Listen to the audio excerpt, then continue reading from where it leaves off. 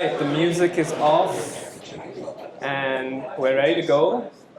It's amazing to see so many people in this room. Honestly, I didn't think there'd be that many people in Chiang Mai who are interested in cosmo-local and bridging sacred with science, but I think this is testament to the fact that there's a lot of different people here and everyone's looking for something different.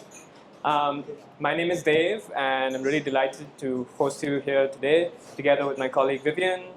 Both of us will introduce ourselves a bit more in detail, but I just wanted to first just welcome you into the space. It's a beautiful restaurant. Thank you, Kun Mickey, who's taking the photo there, for hosting us.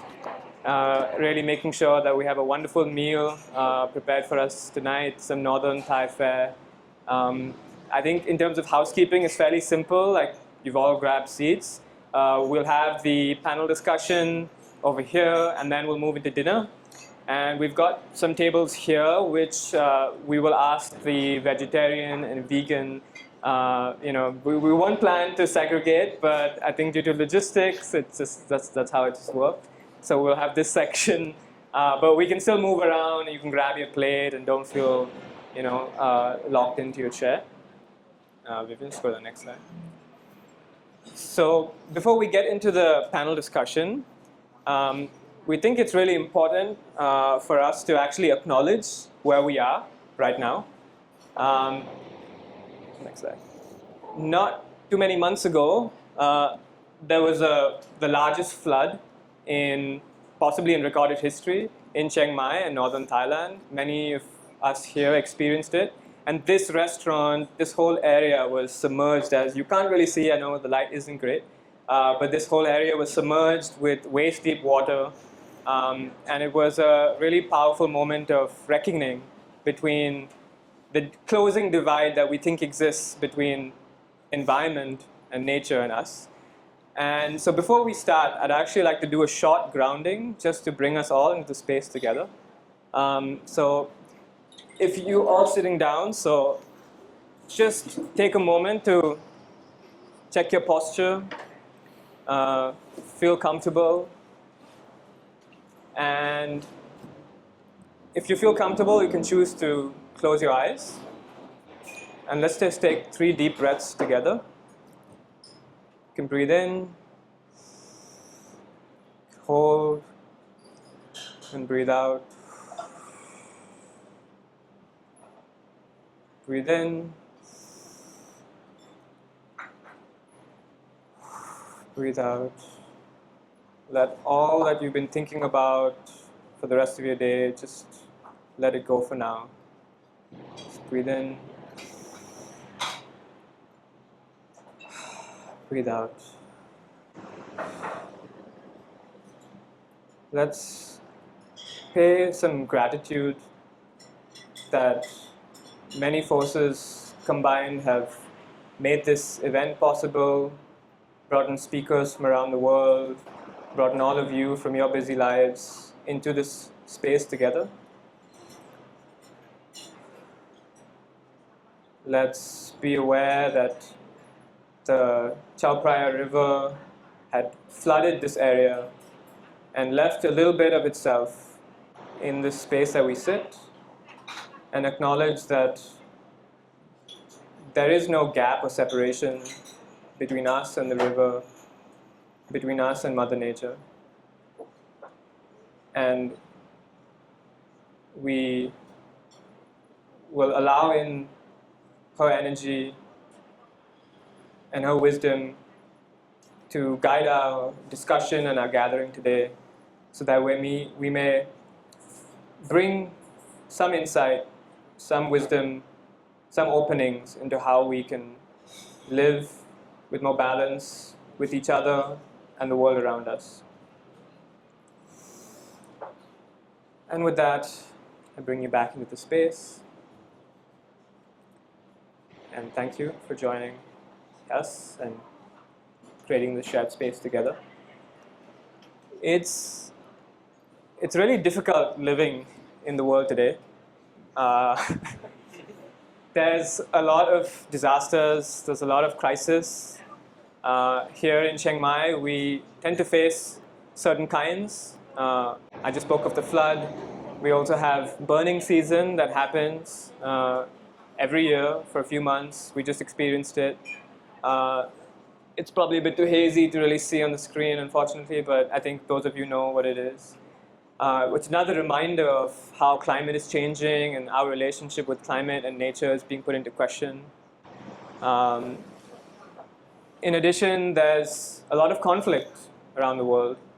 I can just speak of a few, but there's many more right now in Gaza. An unimaginable genocide is ongoing, which is really difficult to comprehend. And when we live this beautiful life of freedom, but that is happening at the same time. In Myanmar, just our neighbors across the border, been suffering with this conflict for several years, and it's very, very difficult for all of us. And we got to share this space and share this contention. And I think it really brings home that there's so much crisis going on. There's a lot of talk around solutioning. There's a lot of talk around technology and digital authoritarianism that's happening around the world. And as we look at policy and we look at market-based solutions, and there's a lot of people trying things, and I think that's really important. But I think the more we sit with it, we sort of feel to see that perhaps the cause and the root of the problems are much deeper. And the systems of our time, the political systems, the economic systems, are in some ways benefiting from these crises. It's difficult to see, but I think once you really spend some time with it, you really feel into it. And it sort of puts to this question of how do we tackle these things? A lot of what we do can sometimes be at the symptom level, but how do we go deep into the root of the systems that we operate in? How do we go deep into the world that we think we live in? And how do we start to create a transformational change that can begin at the root? And I think that's what really interests us. And that's the impetus for bringing everyone together under this cosmo-local Chiang Mai framing, is that it's time perhaps for all of us are doing different things in our life, and it's perhaps time for us to connect more around these themes. There's this wonderful quote from post-activist Bayo Kamalafe: "The crisis lies in the response to into the response to the crisis." And so, in many ways, we all are in some way or shape, part of some solution. We're all trying to respond, but oftentimes we don't realize how the system sometimes just gets stronger with our actions, and we may unwittingly be contributing to the crisis in our daily actions, in our relationships, in our daily life. And so how do we bring awareness to that, and how do we start to step outside this polarity, step outside of the left and the right, step out of this liberal conservative duality, and find a third pathway, which is difficult, but it doesn't have to be if we come together as a community and start to make change in this way. So really, this is the impetus or driving impetus for building a cosmo-local Chiang Mai, which Vivian and I will share a little bit about before we go into the panel discussion. And we in charge our two lovely speakers today with giving us answers to these difficult questions. Why Chiang Mai?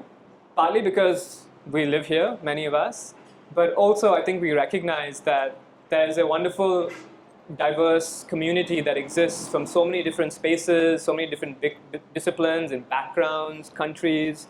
It's a regional hub for so much. And I think for those of us who live here, we tend to sometimes get in our own bubbles. It happens. And so how can we start to create a space where we bring together these different diverse communities? Because shared learning happens when we bring together people who even may disagree with us, people who may have a completely differing opinion, but we can hold that space and we can bring that truth in. And we found cosmo-local to be this really powerful framing for thinking about change. Today is not the time to go deep into detail, but at a very high-level overview, cosmo-local is a systems framework for thinking about systems change, where we organize in a very fundamentally different way. A nice meme to think about it is what is heavy is local, and what is light is global. So in our world today, in this globalized world of trade, where supply chains are distributing food and manufacturing and goods all over the world, contributing to a lot of the energy crisis and the climate crisis. It sort of looks at a way where we can still keep this global solidarity that we have, still keep this connectivity that we have that we've never had before. So what is light is global and shared. So collaboration, solidarity, identity doesn't have to be hyper-local only. However, we can still organize around local community, around food, around manufacturing, around different areas where we can start to strengthen community and organize in a different way while still keeping or composting, let's just say, globalization into something new. But our impetus as well for thinking about how do we create this change is there has to be a shift at the level of values, shift to the level of how we think and relate to each other that makes us act in different ways.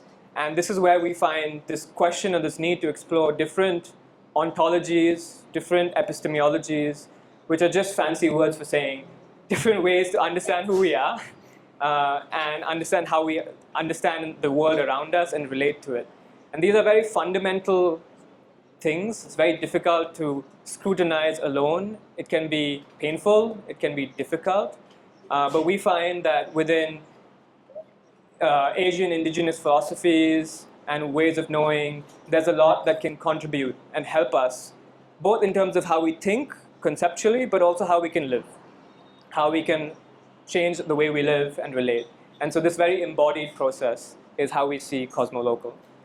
And we'll start a little bit with our theory of change, which I think Vivian will share a little bit more about the tags that you're all wearing and why we think it's important and relevant to change.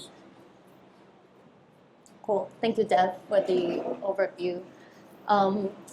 So we talk about this like cosmo-localism. This is for us inspiring framework that we can actually move forward.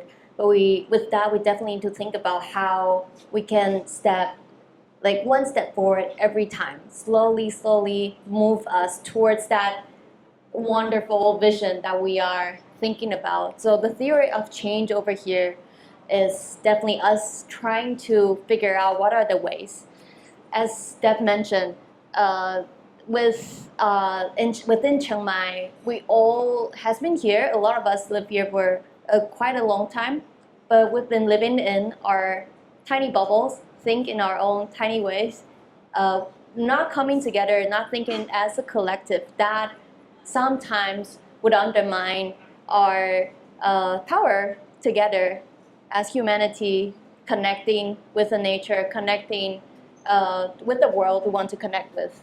These different archetypes that all of you has been assigned, not assigned, you choose yourself with, these are tags, labels that we put on ourselves, but it's also a way for us to communicate, like how do we want to, like what kind of role do we want to play within this cosmo-local future, and how can we help to get there? So when I'll be talking about the theory of change, so maybe you can think within the frame, maybe with the archetype that you are bringing with you today. So if you're a bridge builder, you can think in the next steps. As a bridge builder, what can I do? As a local initiator, what are the things I can do? What are the ways that I can contribute? So with cosmo-localism, cosmo-local is we're envisioning this transition, and the way we think about it is actually from local, identifying local, which is it can be identifying different groups of people, identifying different communities, identifying different skills, and identifying different mindsets, traditions, cultures, identifying the local, and then we move from there to connecting the translocal, and letting these different local, it's almost like the bridge builder's job, like bridge the different locals, connect them, and then eventually move to the next part where everything is connected and we are in this cosmo-local world. With connecting with translocal, there's like a few different things that we can do. There's experiments that we can do, there's research, there's projects where there's different things, but it's knowing who you are, where you are from, understanding your own intention, your motivation, understanding your heart more so that you know how you can connect with others. And that understanding a lot of time comes with diving back into your own history, your family's history, your connection with the land and everything. That is like the way for us to move forward to the translocal, connecting with others, connecting different locals. So if we think of Chiang Mai as like a local itself, we can eventually maybe connect with other locals where people are also thinking in the same, thinking about things in the same threads, doing the different connections. Next one. Oh, okay. So that's our first theory kind of thing. So from local to translocal and to cosmo-local eventually. The second thing is that we realize how a lot of things we've been talking about, it's like in very, very heavy academic languages, and it's often very difficult for people maybe to understand or to try different things out. So what we want to do here is how do we translate that? How do we turn these like really academic theories into experiences so people can experientially understand what that means, embodiment, and fully with their body, with their heart, know what they want to do with the whole cosmological transition. And then, and that eventually the way we practice, it will feed back into the academic theories. So it creates this circulation of transition where academic fit into experiences or our practices, and that feed back into academic, and that is the circular. And next one. This is one of the framework that we've been looking into when we're thinking about cosmolocalism. So two loops is a way, it's kind of a system to think about systems change. When an old system is slowly, either it's collapsing, it's failing, it can be the system, the modernity that we're living in right now. How do we make sure that this transition of the new system comes in where less people get hurt, more people are carried or are catched, and we can do things in a more gentle way? So a lot of the texts here, like including bridge builders and pioneers, are actually from the two loop systems. To think about where we sit when this system change is happening, understanding how the structure is affecting our behaviors and how our behaviors can contribute that changing, constantly changing world. This is what we've been planning. So with like the what we mentioned, like the theory of change, connecting with local, translocal, and then moving towards cosmolocal, and also like the academic and experiments that circular. We've planned out 4 major topics. One is the cosmolocal network activation. So like being here, all of us today, talking about cosmolocalism and then learning and experiencing what it is like to be connected to other people with different tags, different labels, or self-willingly put on like labels. That's like a part of the network activation. Another part is doing research. That research is like a more experiential research where we do research, but at the same time, we understand different things through our experiences here. So what we learn from these type of events will feed back into the research we've been doing.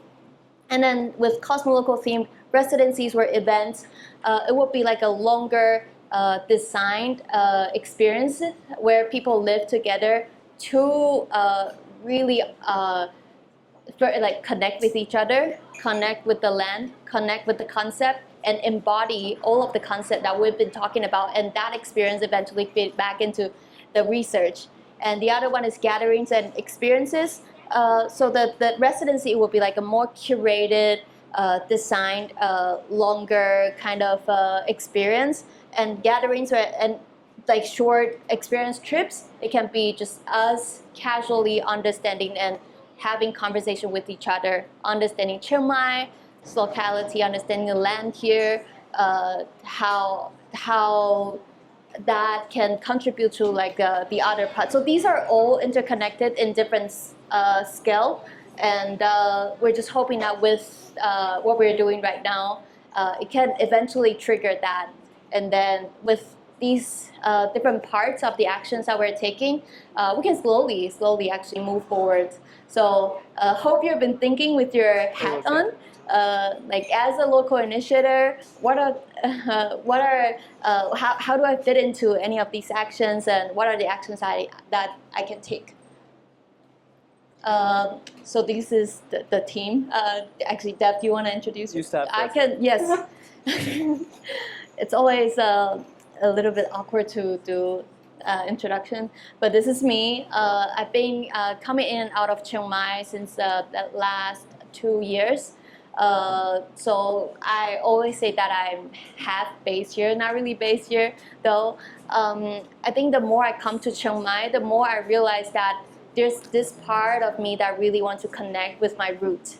I think it's a part of being a foreigner within the country. You started to see people that really understand their culture, and then you want to know, like, hey, how am I not connected to my culture as much? And you look deeper into your culture. So this being in a foreign country is almost like a homecoming process for me, even though it's like kind of conflicted. You're in somewhere else, but you're homecoming at the same time. So I really like that part of Chiang Mai, and that inspires me a lot. With that, I hope I can learn more about my not just country, my roots, the stories, the family, and everything, and then bring that into what I'm doing here in Chiang Mai. Maybe a little bit background, which I'm not sure if it's important, but I have a civic tech background, and then I've been doing human rights work, so that's a little bit of it. Thanks for sharing, Vivian. Yeah, very quick intro. See many familiar faces here already, so it's nice to see friends I've made over the last 3 years since living in Chiang Mai. My background is a mixture of international affairs and technology policy, and I think a lot of those journeys led me to seeing why we needed transformational change. Working in these spaces around policy, working in these spaces of trying to regulate technology towards making it more human-centric, towards diplomacy, and these spaces of how do we move away from conflict and war. And after many years working in these areas and starting to see for myself that the very systems that I was operating in had maybe different motives than what I thought, and felt that deeper changes were needed. And I think a lot of these things have led me to various rabbit holes, meeting some of you who are here today, and finally trying to create this space where we can start to all change together. I also want to just credit Michelle Bowens, who is a digi-cnx sort of network member, as well as a friend of ours. He is one of the people who has conceived cosmo-local, and some of the tags that you have on, from entrepreneur to open source developer to local initiator, these are his tags that he's developed over time as he's created his cosmo-local framing. And so he's a research advisor for the project, and we're thinking about how do we take some of his ideas into action. He unfortunately couldn't join us today, but I just want to let everyone know Michelle Bowens is one of the big people behind cosmo-local, and he's the co-founder of P2P Foundation, one of the earliest organizations for the last 20 years looking at commons-based economics and moving away from our very extractive economics that we know and recognize today. Slides. Quick thing on our journey so far. I think it's important to recognize, and this is the last thing we'll say before we get to the panel. This event has come after about a year of us doing various activities. We had a workshop called cosmo-local Chiang Mai in September last year, when we brought together various digital nomad communities, including Web3 communities, when Chiang Mai hosted a very large, let's call it a festival of pop-up cities in November, where we had about 1,000 to 2,000 technologists from around the world come into Chiang Mai. And so we will use that space to think about building more connections with Chiang Mai. We have some unlearning college sessions on cosmo-local, which can be found on our YouTube channel now, so we can share those links with you. And we've held network activation calls with some of you over the last few months as we've tried to understand what's on your mind. How can we build a community? How can we build a movement that is aligned with the work that you're doing? So that we're not creating necessarily something new, but we're creating this space that something new can emerge as a collective of all of what we're doing individually. So that sort of brings us in today. A brief intro around this shell that is one of the network members of cosmo-local, which is digi-cnx. We co-founded it a few years ago together with Aura Support and School of Public Policy. And delighted to finally have Aura, speak at the events. And for the last few years, we've been doing events in Chiang Mai, largely technology focused, but really creating space where we bring together different communities and have dialogue. And so this has kind of been a natural evolution from the space, and it's really nice to work closely with CMU and Aura and sort of bring these worlds together. We have a call to action, which is we have a signal group that we've created for cosmo-local. We'll share